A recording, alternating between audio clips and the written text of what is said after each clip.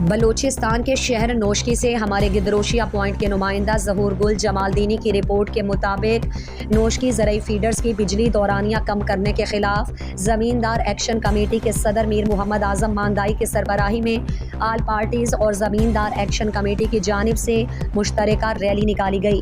Rally کے شرکاء نے کیسکو اور حکومت کے خلاف شدید نعرے بازی کی۔ ڈپٹی کمشنر آفس کے سامنے زمیندار ایکشن کمیٹی کی جانب سے دھرنا دیا گیا۔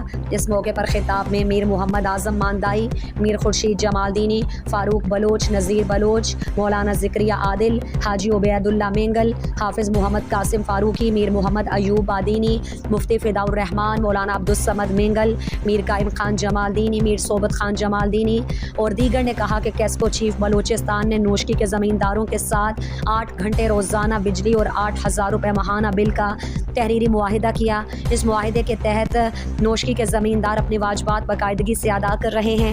اس حوالے سے احتجاجی تحریک کا آغاز کل سے پریس کلب کے سامنے احتجاجی مظاہرے سے کیا جائے گا۔ مطالبات تسلیم نہ ہوئے تو نوشکی میں تاریخی احتجاجی جلسہ عام، پہیہ جام ہڑتال اور شٹر ڈاؤن ہڑتال کی بھی کال دیں گے۔